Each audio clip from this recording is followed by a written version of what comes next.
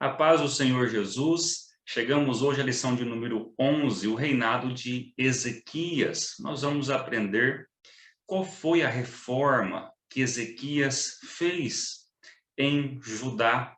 Também nós vamos analisar que ele observou as leis de Moisés e ele faz uma reforma baseada no Deuteronômio. E depois que faz essa reforma, ele recebe afrontas. Mas nós vamos observar que, mesmo o servo de Deus estando na posição que Deus quer, ele não é isento de receber afrontas. Você já recebeu afrontas?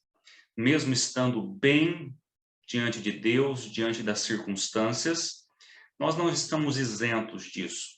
Mas nós vamos ver também o grande livramento que Deus faz ao seu povo, ao rei de Israel, através da oração do seu servo.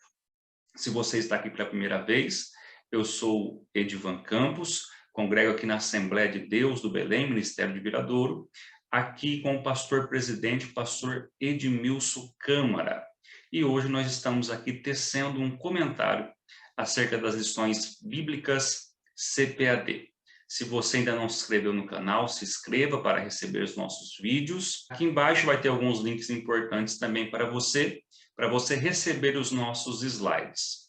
Vai ser enviado para vocês no grupo do WhatsApp ou no grupo do Telegram. Nós não enviaremos mais por e-mail a partir do próximo trimestre. Nesse trimestre vai chegar lá no seu e-mail os nossos slides e também vai chegar lá os links de acesso do nosso grupo do Telegram e do WhatsApp, porque alguns irmãos estão me notificando que os e-mails não têm chegado.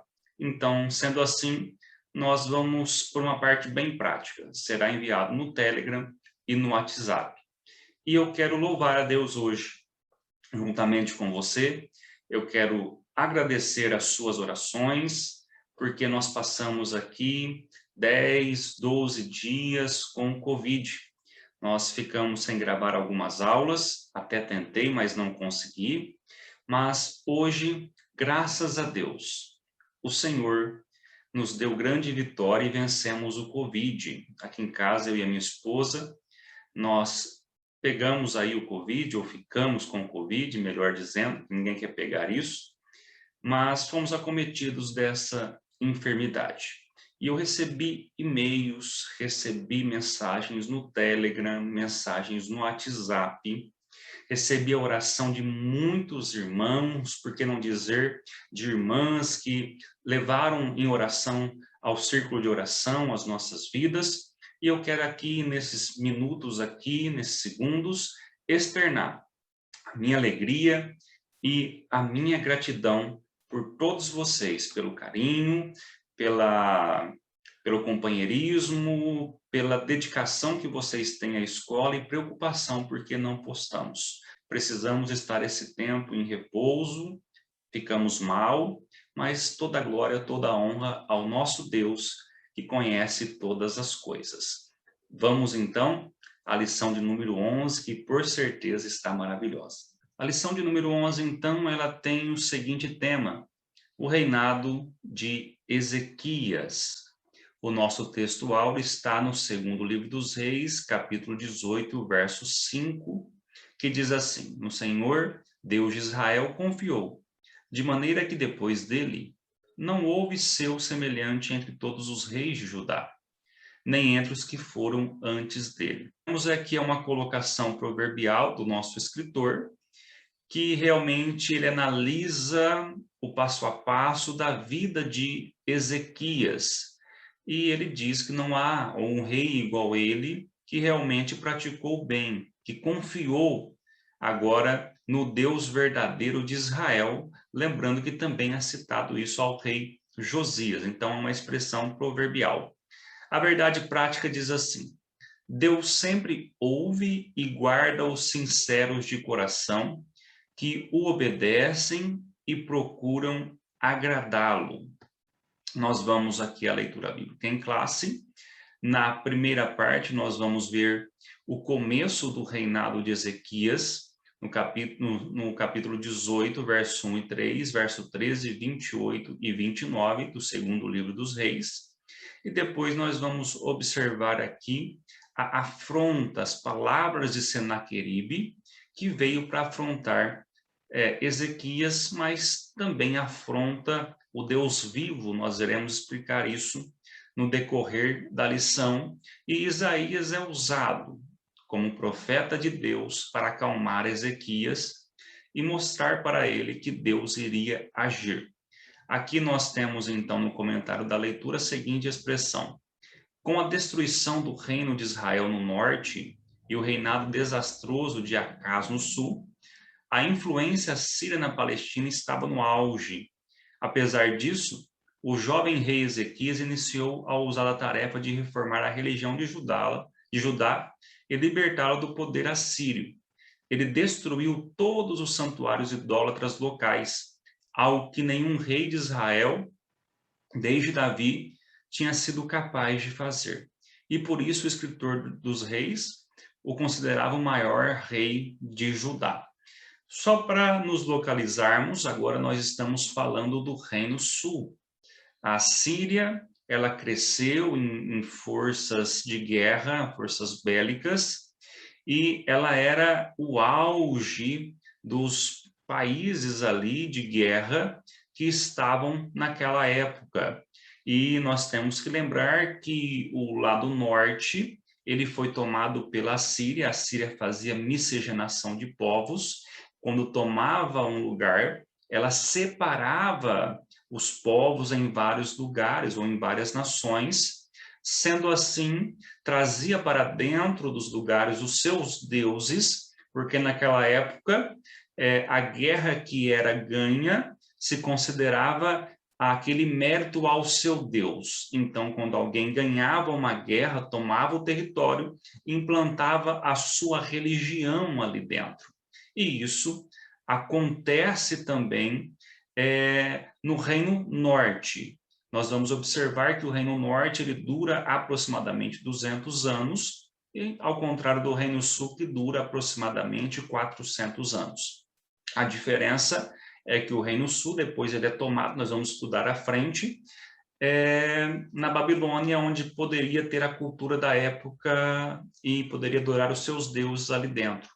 A diferença é que o Reino Norte não deixava acontecer isso. A Síria, ela cresce e começa a tomar vários territórios. É nesse contexto que está acontecendo essa história, ou esta lição que estamos estudando.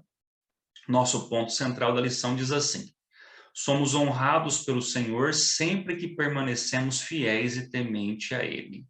Na Bíblia, eu encontrei duas coisas, pode ser que tem mais, que Deus procura. A primeira coisa está em João, no capítulo 4, naquela conversa que Jesus tem com a samaritana, e ali vai dizer que ele procura os verdadeiros adoradores. Então, Deus procura adoração fiel, verdadeira. E também eu encontrei no Salmo 100, no verso 6, que Deus procura os fiéis da terra.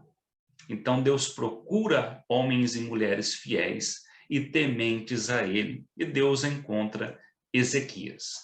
A introdução diz assim: o reinado de Ezequias foi um dos melhores de Judá. Seu governo foi reto, justo, honesto e agradável aos olhos do Senhor. Ele fez importantes reformas no culto e na adoração a Deus, a partir da destruição dos ídolos de Judá. Reestruturou todo o sistema religioso, o que culminou num grande avivamento para o povo de Deus, e nós vamos discorrer esse assunto na lição.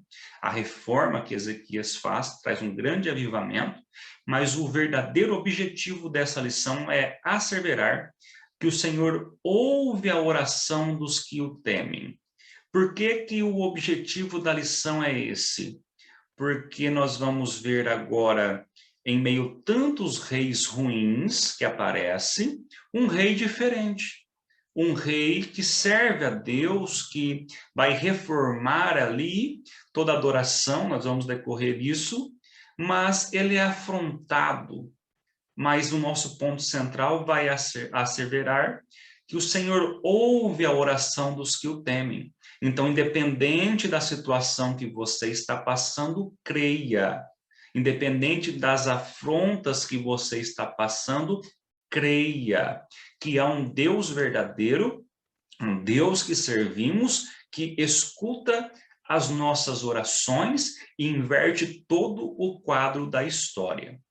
Nós temos aqui no tópico 1, o justo reinado de Ezequias. No ponto 1, vai dizer assim, um rei reformista. Ezequias instaurou uma ampla renovação espiritual do povo de Deus em Jerusalém.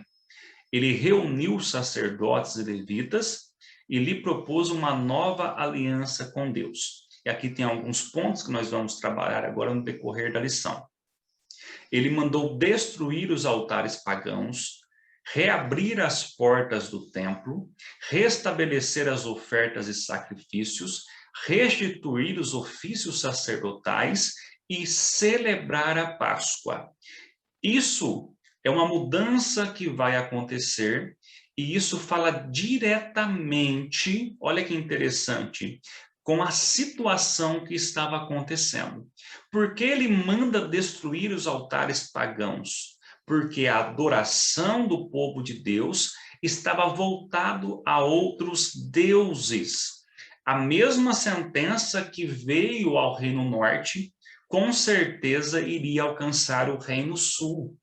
A ira de Deus não era diferente para o povo do Reino Norte e para o povo do Reino Sul.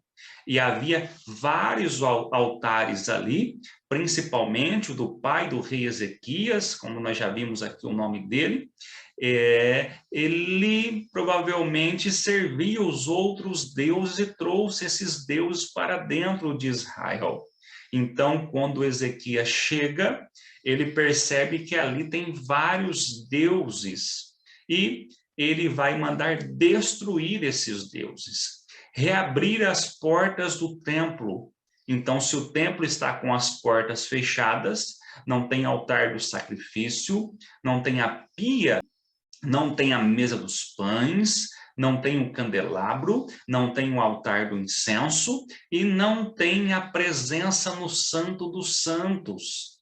Então, tudo isso estava com as portas fechadas. E também, sendo assim, não tinha ofertas e sacrifícios para o nosso Deus.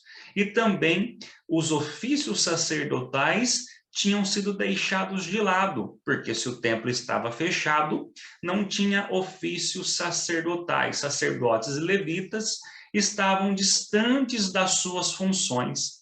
E também não celebravam a Páscoa.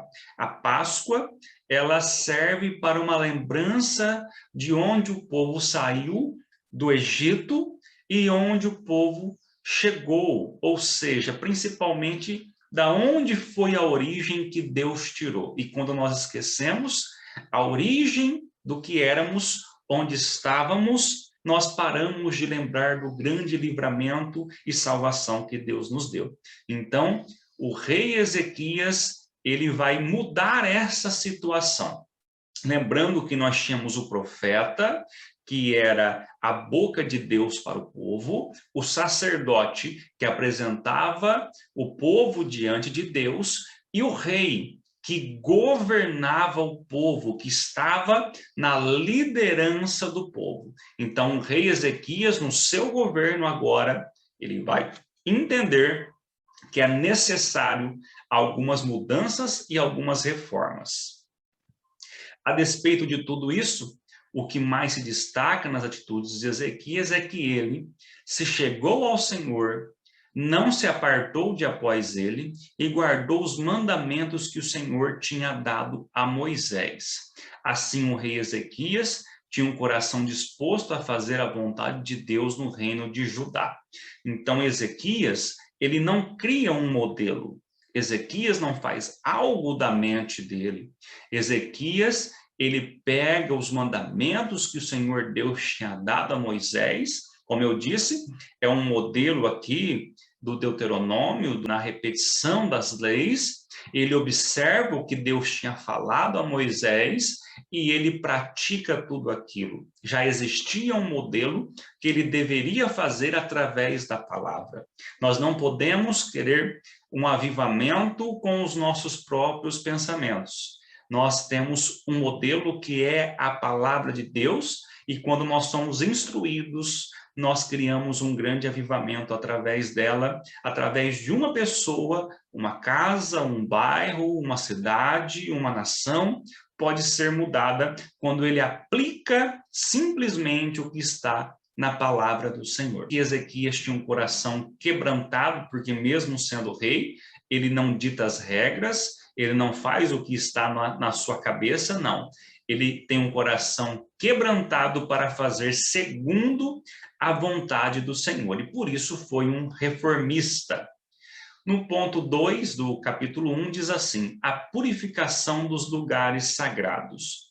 Com a convocação de Ezequias, sacerdotes e os levitas se reuniram e se prontificaram a purificar, a santificar a casa do Senhor. Ele, no primeiro ano do seu reinado, no primeiro mês, abriu as portas da casa do Senhor e as reparou. E trouxe o sacerdote, os levitas, e ajuntou-os na praça oriental. E lhes disse: ouve-me, ó levitas, santificai-vos agora e santificai a casa do Senhor, Deus de vossos pais, e tirai do santuário a imundície. Está no segundo livro das Crônicas, capítulo 29, o verso 3 e o verso 5. Então, quando nós observamos aqui essa convocação, o texto vai dizer que ele faz isso no primeiro ano do seu reinado, no primeiro mês. Ele abriu as portas da casa do Senhor e as reparou. É interessante que Ezequias ele começa uma reforma de forma simples, mas no ponto certo. Ele percebeu que os instrumentos de louvor estavam parados, não havia louvor, não havia adoração a Deus.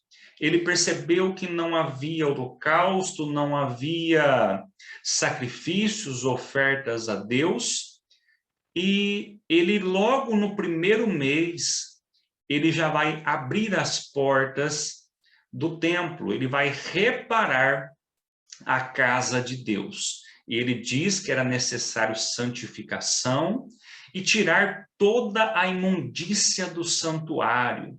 E eu imagino que a lâmpada estava apagada, havia ali muita sujeira, e o que aprendemos é que houve ali uma interação de 2 semanas para limpar toda aquela sujeira, toda aquela imundícia que estava ali. Retiraram e jogaram fora todas as coisas impuras que estavam no templo, restabeleceram o culto e os sacrifícios conforme a lei de Moisés. A purificação foi tão completa que no relato do segundo livro de Crônicas, capítulo 29, versículo 18 e 19, a palavra todos é repetido várias vezes no texto. Nada ficou de fora. O que vamos aprender é que as coisas foram restauradas. Segundo o livro das Crônicas, capítulo 29, verso 18 e 21, diz assim: então foram ter com o rei Ezequias e disseram: já purificamos toda a casa do Senhor, como também o altar do holocausto, com todos os seus utensílios, e a mesa da proposição com todos os teus utensílios. Também todos os objetos que o rei Acaz, no seu reinado, lançou fora na sua transgressão, que era o pai de Ezequias. Já preparamos e santificamos, eis que estava diante do altar do Senhor. Então o rei Ezequias se levantou de madrugada, reuniu os líderes da cidade, subiu à casa do Senhor, e trouxeram 7 novilhos, 7 carneiros, 7 cordeiros, 7 bodes para sacrifício pelo pecado, pelo reino, pelo santuário e por Judá. E disse os filhos de Arão, os sacerdotes que ofereceram sobre o altar do Senhor. E realmente voltou o sacrifício, voltou a oferta, voltou a adoração. As coisas de Deus estavam no lugar certo para adoração, aquilo que faltava foi colocado, aquilo que não era de Deus foi tirado. Então ele observa a falta e traz para a casa de Deus. Ele observa o que estava sobrando e tira da casa de Deus o que não era necessário. E às vezes uma batalha não se ganha da forma que pensamos, mas analisando isso, entendemos que a batalha se ganha simplesmente fazendo o que Deus quer, da forma que Ele quer, no jeito que Ele quer.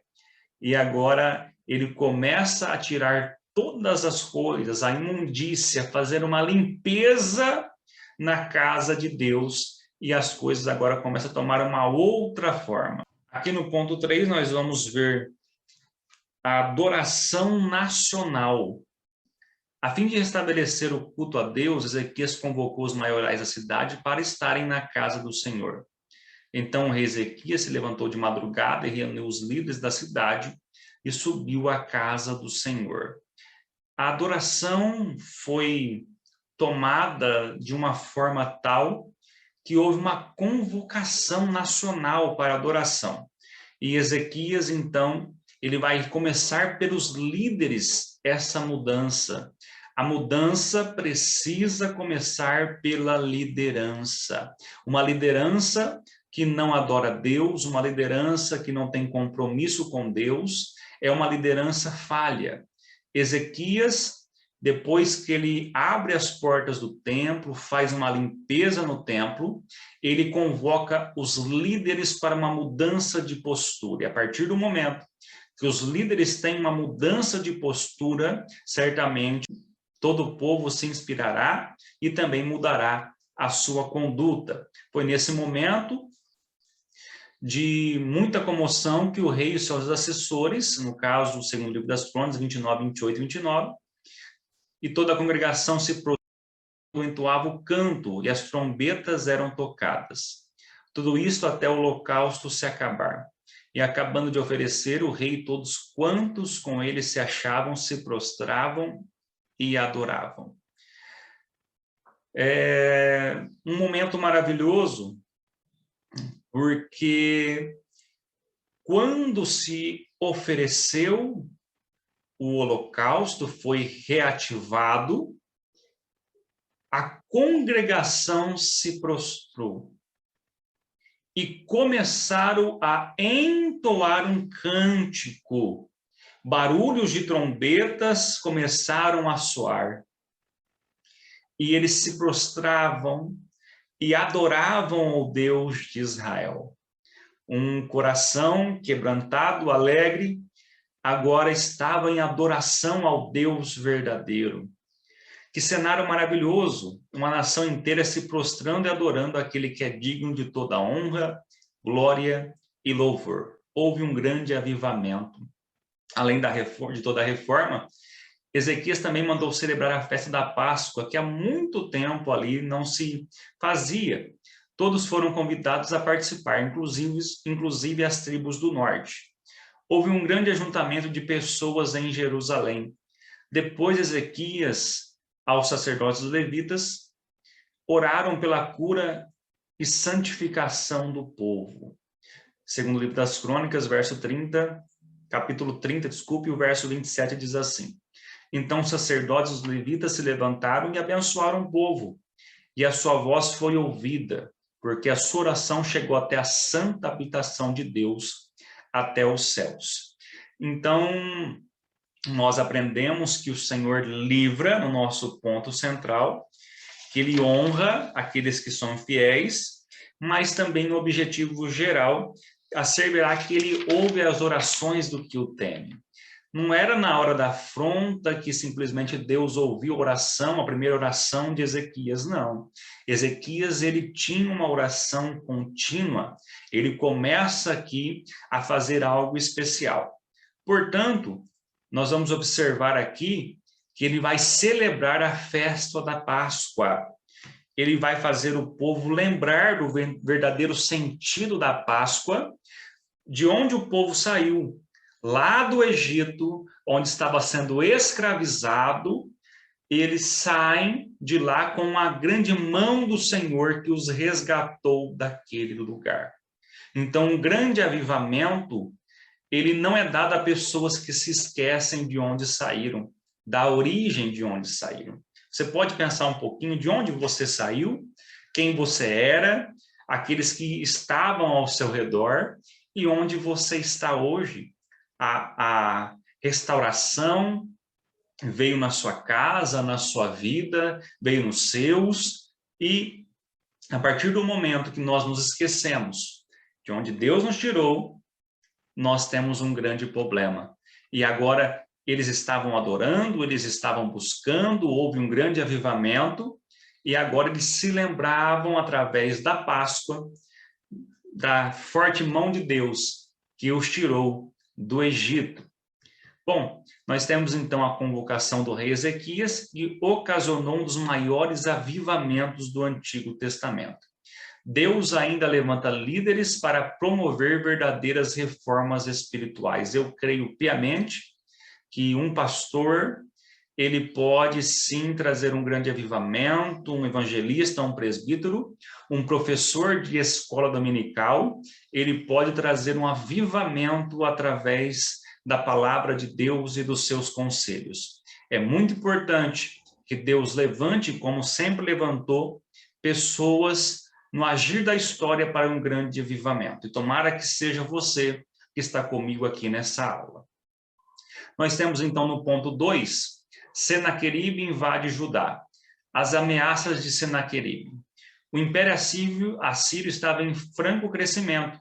Havia invadido várias nações do Oriente Médio, inclusive Israel, que fora levado para o cativeiro. Agora, Senaqueribe, rei da Síria, achava que poderia fazer o mesmo com Judá, ou seja, Senaqueribe pegou um povo que se falava que era de Deus, entre aspas, mas estava com o coração voltado para os outros deuses. É como se fosse hoje um crente de fachada. Então o inimigo vem, ele toma, faz o que quer. Mas agora ele está mexendo com um povo que tinha um coração quebrantado, estava adorando, estava buscando. Esse povo agora tinha mandado adoração aos altos céus, Deus tinha recebido a oração, Deus estava abençoando aquele povo e a comunhão tinha voltado. Então, uma coisa é o inimigo brincar com meios crentes, pessoas que se dizem crentes, e outra coisa é o inimigo querer afrontar um verdadeiro povo de Deus, um povo leal, fiel, que leva as coisas a sério. Foi então que resolveu expedir seu poderoso exército para sitiar Jerusalém e ameaçar o rei Ezequias. Depois dessas coisas e desta verdade, veio Senaqueribe, rei da Síria, entrou em Judá e acampou-se contra as cidades fortificadas e intentou apoderar-se delas. Então nós vamos ver agora uma tática de Senaqueribe. Durante o cerco a Jerusalém, Senaqueribe, por meio de seus oficiais, usou como estratégia intimista a difamação de Ezequias e o afrontamento da grandeza de Deus. Como seu propósito era abalar a moral do rei e do povo, todas essas injúrias foram pronunciadas em hebraico. Depois de tudo que vimos aqui, da reforma de Ezequias, que ele traz à nação de Israel, nós vamos entender que o Senaqueribe, ele vem para afrontar. Mesmo você estando na direção de Deus, você receberá afrontas. Mesmo você estando em um grande avivamento, você receberá afrontas. E a afronta era intimidar o rei Ezequias e também aqui menosprezar a grandeza do Deus de Israel, porque na cabeça de Senaqueribe, ele já tinha conquistado muitas nações e ele ia implantando o seu Deus ali naquelas nações, mostrando que o seu Deus era verdadeiro. Ele até cita algumas cidades através dos seus mensageiros, que não havia Deus que poderia deter ali a sua força ou o seu braço contra as suas ações.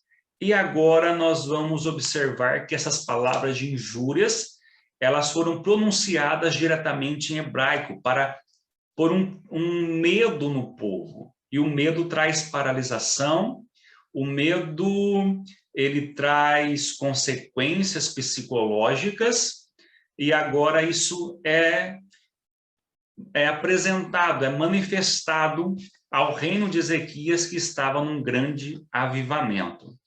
Depois nós vamos ver aqui no tópico 2, Senaqueribe invade Judá, no ponto 2, o temor do rei Ezequias. As ameaças dos assírios pasmaram Ezequias e o medo se espalhou por toda a corte de Judá. Então Eliaquim, filho de Hilquias, o mordomo, e Sebna, o escrivão, e Joá, filho de Asaf, o cronista, vieram a Ezequias com as vestes rasgadas e lhe fizeram saber as palavras de Rabsaque, o que levou o rei a consultar o profeta Isaías. E o profeta Isaías, ele vai dar uma palavra para Ezequias, dizendo que essa fúria, que esse rei, ele cairia por terra, que haveria ali um grande embaraço nessa afronta para Senaqueribe. E é interessante que Isaías, ele vai dar uma palavra de conforto ao rei Ezequias. Ele vai dizer que a forma que Senaqueribe vem, ele está realmente afrontando o Deus de Israel, e que a vitória era certa para Ezequias. Nós vamos observar que a palavra dele foi de vitória para o povo de Deus. Aqui aprendemos que a obediência a Deus não é sinônimo da ausência de problemas e enfrentamentos. Entretanto, a mão protetora do Altíssimo nunca deixa seu povo desamparado. Oséias, capítulo 7, verso 11 e 14. Que Deus mostra ao seu coração nessa lição que, mesmo você servindo a Deus, você não tem ausência de problemas e enfrentamentos. Você receberá afrontas, receberá problemas, mas o que Deus quer te ensinar nisso é que Ele vai te proteger, é que Ele está com as mãos estendidas para a sua causa. Não turve o seu coração de maneira nenhuma. Procure sim o Deus verdadeiro, porque Ele não vai te desamparar em meio a tudo o que acontece. No ponto de número 3, nós vamos ver a oração do rei e o livramento do Senhor. Aqui no ponto 1 vai dizer assim: a oração confiante de Ezequias. Para intensificar ainda mais sua estratégia do medo, o rei Assírio enviou cartas atrevidas e ameaçadoras ao rei Ezequias. A mensagem exigiu a rendição de Jerusalém. Mas o rei de Judá apresentou essas cartas diante do Senhor e orou fervorosamente. Eu estive agora em uma palestra, o pastor presidente de Portugal, o pastor Paulo, me convidou para fazer uma palestra aos irmãos dali de Portugal, da Espanha, da Bulgária, e ali eu falei sobre o medo. Nós estamos falando sobre ministério, e eu falei sobre o medo no ministério, o medo das afrontas, e é uma estratégia que o inimigo usa. E eu citei que, às vezes, a estratégia do medo chega em nossa vida. A estratégia do medo muda o nosso campo de pensamento, o nosso campo psicológico. Por que isso? Você já viu alguém que, quando leva um susto, sai correndo, perde as pernas e cai? Isso é o medo.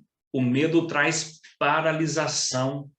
O medo, ele traz a nós a falta de confiança, traz a nós um senso de não saber realmente como agir naquela situação. E aqui nós aprendemos com Ezequias que ele pega toda a afronta, tudo aquilo que o inimigo fez, ele apresenta essa carta a Deus. Aquilo que veio de afronta, ele apresentou a Deus. Existem momentos que nós temos que pegar a espada, o escudo, a flecha, mas existem momentos de estratégia, de recuo. Tem momentos que nós não podemos ir para a guerra sabendo que a derrota é certa. Por exemplo, o rei Davi, quando foi perseguido por Absalão, ele foge, porque ele sabia que sofreria ali uma derrota. E Ezequias, ele sabia que se ele fosse pelejar sozinho, a derrota era certa. Mas aqui nós aprendemos que ele apresenta diante de Deus a causa. Ele tira da esfera natural do homem e ele leva para a esfera espiritual. Aprenda que as guerras no campo humano, no campo do homem, no mundo espiritual, nunca serão ganhas. Então você pega hoje essa afronta e apresenta diante de Deus. Eu não sei qual é a afronta que você está passando, Pode ser uma afronta financeira, pode ser uma afronta ministerial, pode ser uma afronta física, pode ser uma afronta que só você imagina as condições, mas pega tudo isso hoje e apresenta diante de Deus, tira do natural e leva para o sobrenatural, que Deus dá jeito, que Deus responde, que Deus inverte toda a situação. Nessa oração, Ezequias agradeceu a Deus e declarou sua soberania sobre tudo e todos. E apresentando as afrontas de Senaqueribe, pediu ao Eterno que o livrasse daquele ímpio. Aqui no ponto 3, no capítulo 3, no ponto 2, diz assim: Deus conforta o rei. Deus usou o profeta Isaías para confortar o rei Ezequias e mostrar que estava com ele. Aqui no ponto 2 ainda diz assim: o Senhor disse que tinha ouvido as orações do rei a respeito do atrevimento de Senaqueribe. Naquela mesma noite, sem que Ezequias usasse qualquer arma, o Senhor dos exércitos lhe deu o livramento. Quando nós lemos Isaías 37, nós vamos entender que Deus fala que vai pegar ali no nariz e vai puxar de volta. Essa expressão está dizendo que às vezes o inimigo vem com grande fúria, e aí Deus está dizendo que vai pegar no nariz e vai torcer, e vai trazer ele de volta. Eu tive a oportunidade de crescer em sítio, numa chácara, e às vezes para derrubar um cavalo, eles viravam a cabeça, para derrubar um boi, colocavam um gancho no seu nariz e torcia, e ali toda a força do boi era perdida, porque torcia a cabeça e o boi caía, e é isso que Deus estava dizendo para Ezequias, que ele pegaria naquele anzol no nariz do inimigo, torceria, e toda aquela fúria, toda aquela força, ela seria desmontada por terra. O nosso Deus, ele faz isso com o inimigo. Não sei se você entendeu que às vezes ele permite que o inimigo avance contra a nossa vida, mas no momento certo ele torce o nariz do inimigo com um gancho e faz com que ele perca as suas forças. O anjo do Senhor, então, foi enviado por Deus e matou de uma só vez 185.000 assírios. Sucedeu, pois, naquela mesma noite, saiu o anjo do Senhor e feriu no arraial dos assírios a 185.000 deles. E levantando-se pela manhã, eis que todos eram cadáveres. Segundo o livro dos Reis 19:35. O fim de Senaqueribe não poderia ser mais trágico. Foi assassinado pelos próprios filhos. Então o Senhor enviou um anjo que destruiu a todos os homens valentes, os líderes, os capitães no arraial do rei da Síria. Envergonhado, voltou à sua terra. E entrando na casa de seu Deus, alguns dos seus próprios filhos o mataram ali, à espada. Então creia que Deus, ele muda a circunstância através da oração dos que o temem. Creia que num só ato de Deus ele inverte toda a história, a afronta cai por terra e o inimigo vai embora totalmente envergonhado. E nessa lição nós aprendemos que o nosso Deus, ele até permite as afrontas, mas ele envergonha o inimigo e dá vitória para o seu povo.